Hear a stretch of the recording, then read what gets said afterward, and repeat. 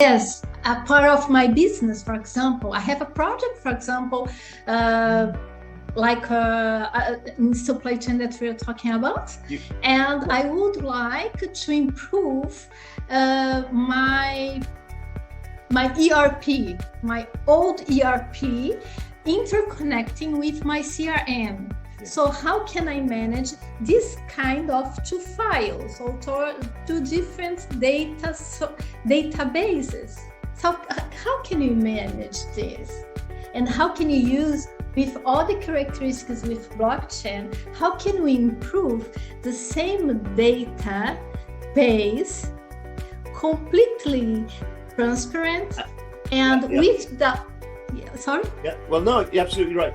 I was just going to try to clarify for anybody that this might, I don't know, we might use this video, people might be watching this later, we don't know. You might be very lucky if you're watching this, because we weren't even But Josina, there's a good example, Josina, because a lot of people in industry, business leaders, know that ERP, Enterprise Resource Planning System, ERP, they know that, for example, SAP is a company that makes an ERP system. And so all these business leaders know that this is where they keep their orders, their customer orders, they get their inventory, the amount of inventory. It talks about throughput. It talks about, it's got people, it's got human resources capabilities. So they understand that as their traditional sort of database for running their operations. Now, you mentioned then you have a CRM database, customer relationship management. Now, that's what marketing use. Ooh, marketing, that's another world. That's like, they deal with that, and production deal with all that. Now, at some point, they need to talk to each other, but there's been a big problem, and there has to be a lot of software written, sort of middleware written. And you are doing this with blockchain SBCS. You are doing this. How blockchain can manage all this information once, not duplicating all the time.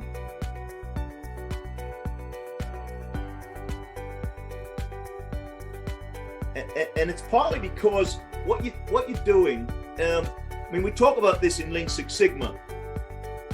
You consider the unit of value which is flowing through your supply chain, or through what we call the value chain. The chain of activities that have to happen from the very beginning, where you've got your suppliers, all the way to your customer. You have a chain of events, but what is actually flowing through that chain are units of value. Now, what do we mean by unit of value? Well, the unit of value changes depending on what type of business you're in. So, for example, if you're in the automotive business, your unit of value could be a car or parts of a car. So it starts out as parts or raw materials, and it eventually becomes a car, and value is increasing. So you were in this database, you're actually recording these units or subsets of the unit as they move through the system, and each unit has its own identity, and we're tracing the identity of each unit, and each unit's increasing in value as it goes through. Now, you've then got at the end value, which is when the customer gets the end value. Another example is in a hospital. So in a hospital or a medical system, not a hospital, a health system, right? The American or Canadian health system, the UK health service, right? Think, if you're in the US watching this, think Obamacare, right? Was the big word, right? The care system.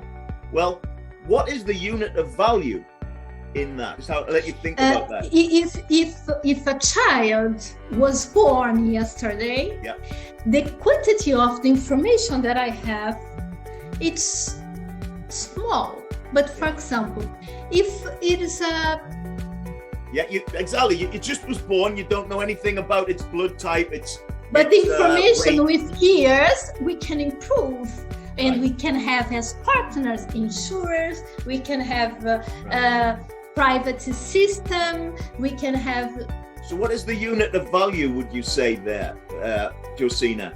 In the healthcare supply chain, what are we trying to track? What data We're trying to track the information about health from each individual. Right. So I would believe that you would create a digital profile for each human being that is in the healthcare system. And it's the human being that is being traced as they use this system. So all of the medicines they get, all of the data that's collected right now is in so many different places. You have some in the hospital, some in the doctor, some in the consultant, some in the right. My first paper was about this, and I was trying to prove that it's possible to have an inclusion for disability people, that we feel they have a problem, and we can see in the moment of the born moment. So we can track this child from create a healthcare record. The child for education, for education, for special insurance, and we can have a forecast from when they will have 6 years old and starting the education, which kind of insurance they can have, so we can track. You had so brilliant the example from supply chain. It's the same, so we can track transparency, can prove that it's cheaper with this kind of service, because we can organize our healthcare system.